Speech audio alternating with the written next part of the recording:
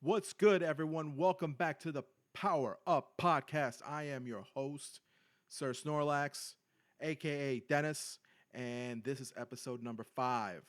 I'm gonna run out of fingers soon enough, and I won't be able to do that anymore. But for now, while we still got the two hands, it's episode 5. So thank you all for the continuing support. I appreciate y'all. And let's get into the show.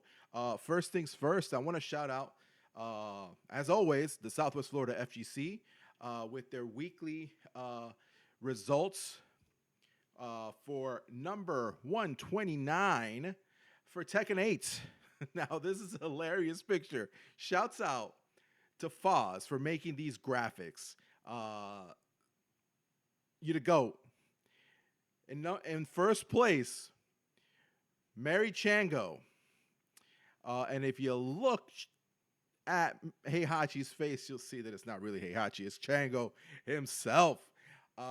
In second place, Crispy Crisps. In third place, we had Samurai Soda. In fourth place, you had yours truly, Sir Snorlax. And then in fifth place, we had Flamio. Tied for fifth was Lost Hero. In seventh place was Kazibara. And tied with him is Spiker. Onto our Street Fighter bracket, we have in first place the GOAT, Foz. In second place, we got Spiker. In third place, my brother, Walt Coyote. In fourth place, once again, yours truly. In fifth place, we had Savage Mela. In fifth place, we had the man himself, Black Flash, who came through this week. And in seventh place, we had Lost Hero. So with that, let's get into some rankings. So for Street Fighter 6, let's start from the bottom. In 20th place with 1 point is TV Tengu. Now, granted, he's only been in one tournament since this league started for Street Fighter, so he's already pulled in 1 point. In 19th place, we have Lost Hero with 2 points, Black Flash with 2 points. We have Prox in 17th with 3 points. In 16th place, we have Rock Bronny BR with 3 points. Your boy, Sir Snorlax, in 15th place with 4 points. And in 14th place, we have Fighting Focus with 4 points. In 13th place, we have Big Boss Brandon with 8 points. And moving up the ranks, in 12th place, we have Walt Coyote with 9 points. Scourge in 11th place with 10 points. In 10th place, we have Casual Sam with 10 points. In 6th place, we have Rich Dan with 10 points as well. In 8th place, now this is our top 8 for the rankings, Noodle with 11 points. In 7th place, we have Makira with 20 points. In 6th place, we have Professor Peanut with 28 points. And in 5th place, we have Spiker with 39 points. In 4th place, we have Lexatron 3000 with 40 points. In 3rd place, Mr. Worldwide with 45 points. And in 2nd place, moving up the ranks, we have Foz with 49 points. And in 1st place, we've got Harold with 65 points. Now, that is our Street Fighter 6 Southwest Florida FGC leaderboard. Now, moving on to our Tekken 8 leaderboard. Again, starting in 20th place, we have Frank Gaines XP with 0 points. In 19th place, we have Tripaseca with 1 point. In 18th place, we have Cruisin' with 1 point. In 17th place, we have Fighting Focus with 1 point. In 16th place, we have Scourge with 1 point. In 15th place, we have Saint with 1 point. In 14th place, we have Foz with 2 points. In 13th place, we have Oblivion with 2 points. In 12th place, we have Mr. Worldwide with 2 points. In 11th place, we have Lost Hero with 4 points. In 10th place, we have McLover with 4 points. In 9th place, we have your boy, Sir Snorlax, with 6 points. Now, in the top 8 of Tekken, we've got in 8th place TV Tengu with 11 points. In 7th place, we have Savage Mela with 16 points. In 6th place, we have Spiker with 18 points. In 5th place, we have Kazibara with 25 points. In 4th place, we have Samurai Soda with 40 points. In 3rd place, we have Flamio with 58 points. In 2nd place, we have Mary Chango with 85 points. And in 1st place, we have Crispy Crisps with 91 points. So that is the rankings for the Southwest Florida FGC League for Tekken 8 and Street Fighter 6. Congrats to everyone, and we're looking forward to continuing this league. And we have some stuff planned, so y'all will get the news soon. All right. So moving on to the next topic, Nintendo Switch 2. Now, 2 episodes ago, we talked about the Direct, price points, and we also talked about the pre-orders and the situation with the pre-orders that were coming out shortly, maybe 2 days after they were announced, being halted due to, the tariffs and stuff. With that said, an announcement was made last Friday. Pre-orders for the Nintendo Switch 2 will begin on Thursday, April 24th, 2025. At launch, the price for the Nintendo Switch in the US will remain as announced on April 2nd at $449.99, and the Switch 2 plus Mario Kart World bundle will also remain as announced at $499.99.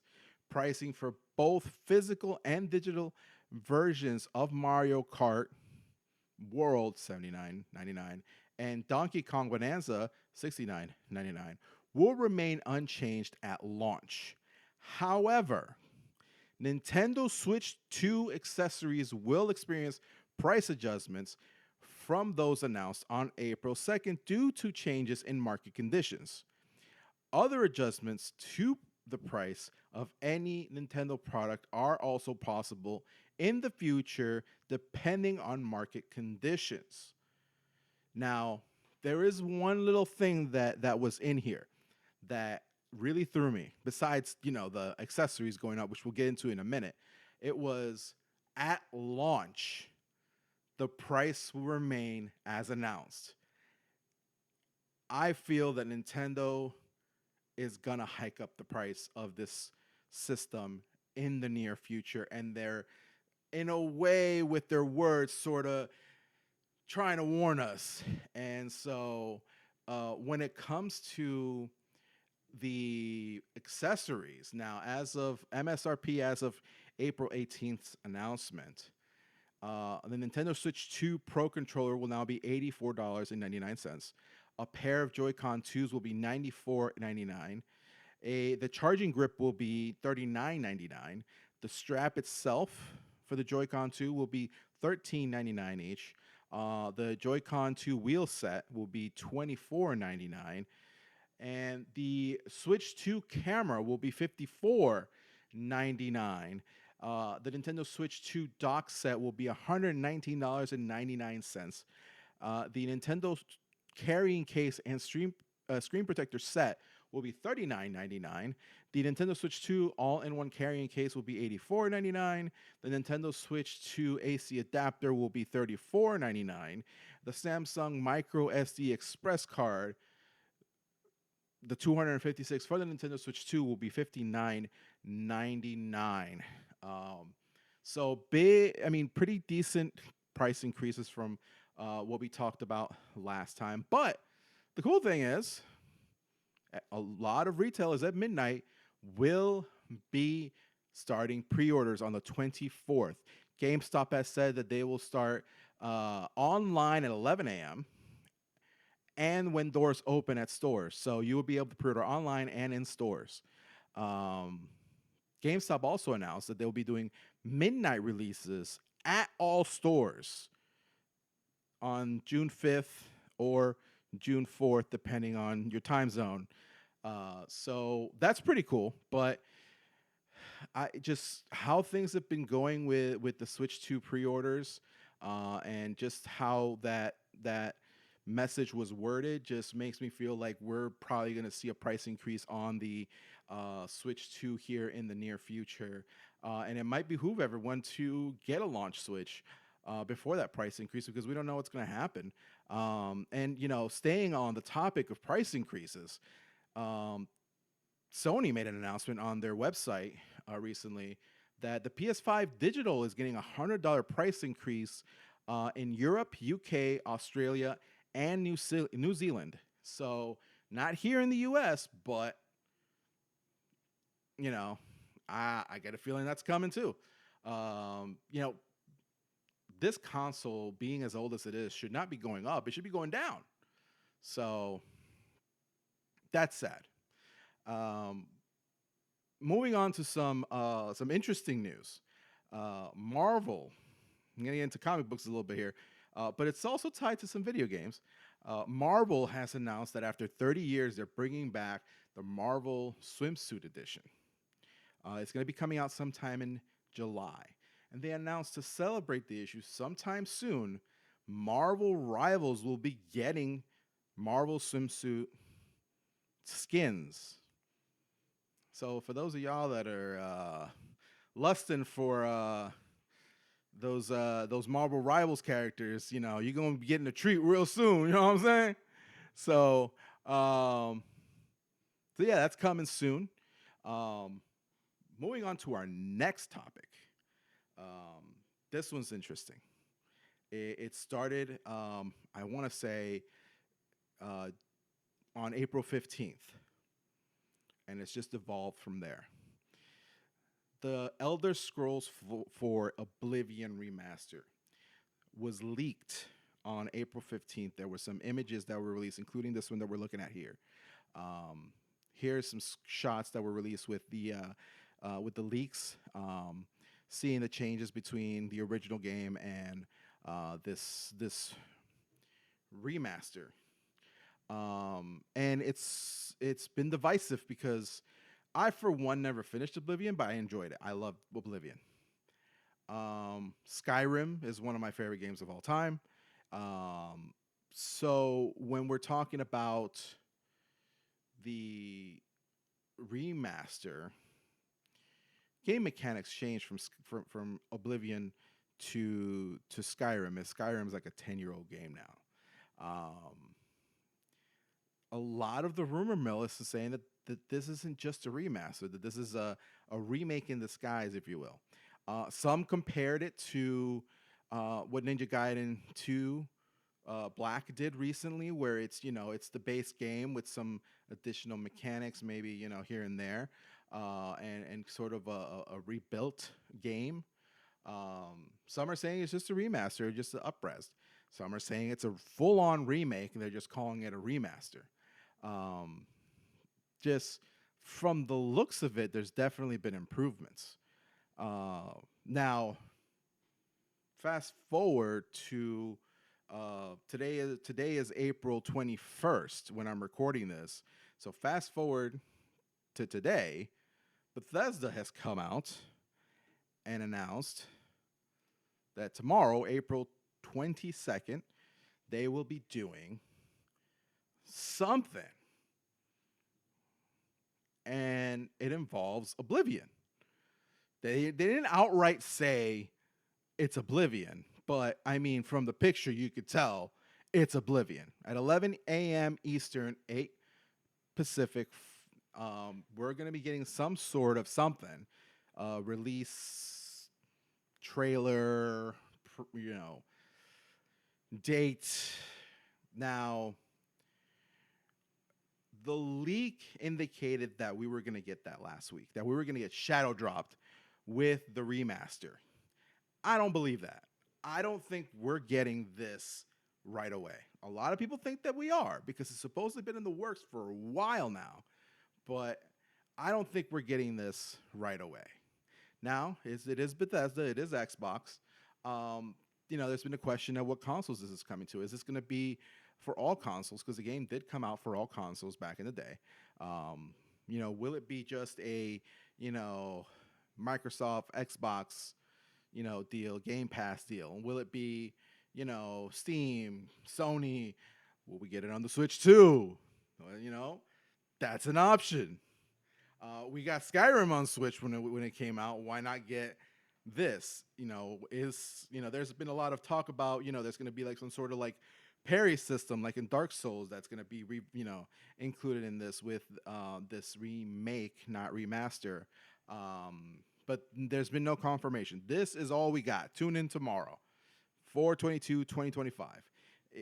Is it a remaster? Is it a remake? What are we calling it? When's it coming out? How much is it going to be? Whatever those answers are, I'm playing this. Whether it's on PC, Xbox, if it's on PlayStation, I would prefer getting on PlayStation, but I'm getting this. I'm replaying this from the beginning, and I'm actually going to finish it this time. And Oblivion 4. I feel this is going to be something to hold us over for Elder Scrolls 6. Because it's been a long time since Skyrim. We, at this point, should have gotten Elder Scrolls 6. I think this is a way to appease those Elder Scrolls fans that are not necessarily into Elder Scrolls Online. Here's Oblivion 4. Here's a remake. Have fun with it. Do your thing. Enjoy it while we work on this other thing over here that you're going to absolutely, possibly love. So that's my take on the whole situation with this Oblivion remaster, remake, whatever it is. So let me know your thoughts. Shoot me a comment. Let me know what you think. Hopefully by the time I post this, we'll know exactly what it is and what your thoughts are on it too. So once we'll probably address this in the next episode as well. So the next thing that we're gonna get into is we had Star Wars Celebration 2025 happen, and we got a lot of news on Star Wars. They're bringing back Visions, Star Wars Visions, the animated shorts that have been released. We're going to get a season 3 of that. And they're also doing a spinoff of that first episode. I think it was the first episode. I might be wrong. The Ninth Jedi. So we're doing a spinoff series of that, which I'm hyped for because that was one of my favorites. But we also got some movie news. So one of the things that was announced is Star Wars Starfighter. It's a movie starring Ryan Gosling. Is being directed by the man who brought us Deadpool and Wolverine, Sean Levy. And the movie is set 5 years after Episode 9. It's coming in 2027. So from the name of it, I'm sure we're going to be following a starfighter. There's going to be a lot of dog fights in space. So those of you that are fans of that are gonna love it. I'm gonna watch it because space ships fighting. Who wouldn't love it? It's interesting that it's set. As we go through these announcements, we'll see that we're moving forward with the sequel timeline, and we're gonna go ahead and move into we're gonna let that happen. We're just gonna 5 years after Episode 9 is the first one.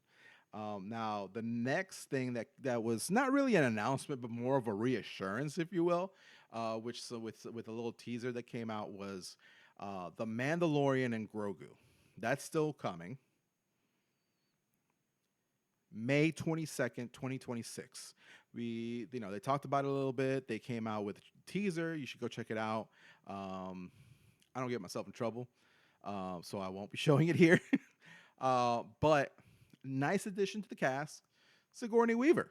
So that's going to be interesting. There was a few more announcements that came out of Star Wars Celebration. We had 6 other movies announced. There was a new trilogy that's coming out from Simon Kingbird, and it's supposedly going to be episodes 10, 11, and 12.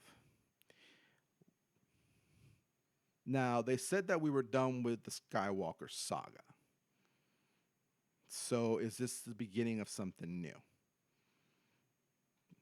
That'll be interesting. Especially since another announcement, the Ray focused sequel is still happening. They haven't said much about it. They just said it's still happening. We're still going to do that Ray focused sequel movie. There's also a movie that's going to be coming from Taika Waititi and James Mangold. Taika Waititi, who's responsible for Thor Ragnarok and Thor Love and Thunder, and James Mangold, who brought us Logan and the Wolverine before that, but Logan. So those are all the films that were announced so far. And the next part that we're gonna get, the next announcement that came out was Star Wars Outlaws next DLC is launching May 15th. I haven't played the game. I've heard very differing opinions on the game. I think that'll probably be something that I pick up later on down the line. But there's a lot of things that are coming out here in the near future. So it's not on my. I need to get on that right away. I know it had a lot of bugs and issues when it first came out, and that's just people were just very meh about it, and some were very hype about it, and some were very not so hype about it. So it was very mixed reaction to the release of that game. But the next DLC is coming out, so I'm sure those that were fans of the game will be happy to come back to the game for a new DLC story that's coming. So we also talked about the second and final season of Andor, which is debuting April 22nd on Disney Plus. That is, I loved Andor. I'm a fan of Rogue One. I think Diego Luna is killing it as Andor. So I'm very excited for this next and final season. I know it's going to lead into Rogue One, and it's going to be interesting how they tie this series to what we see in Rogue One and how it's going to change our outlook of Rogue One. The same way Rogue One kind of changed the how we viewed Episode 4 in the beginning of Episode 4. I mean, a throwaway line. The plot of the Death Star's plans being, delivered to Obi-Wan. How did we get that? And then how do we get there? And then we got this entire movie about the sacrifice of this crew, this amazing crew, and it just really changed the outlook of the movie itself. So we'll see how Andor hopefully does the same thing with Rogue One. The next announcement, which was my favorite announcement of the entire thing, is we're getting a brand new animated series coming to Disney Plus in 2026. And the name of it is Maul Shadowlord. So we're getting a Darth Maul animated series, and I am hype as hell. I love Maul. Maul is my favorite of all time. Right next to Qui-Gon.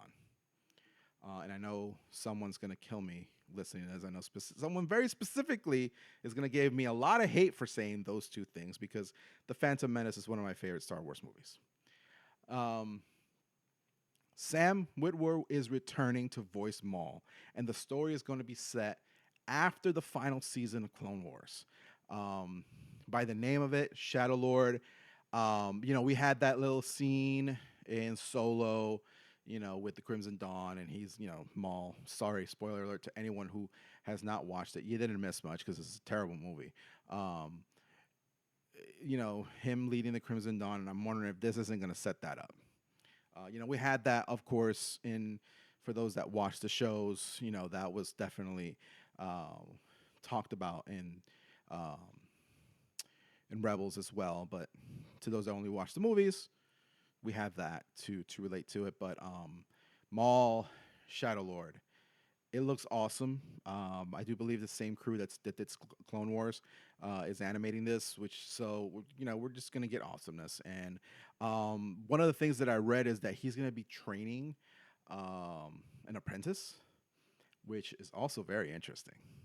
Um, so I'm very hyped for that show. I'm looking forward to it.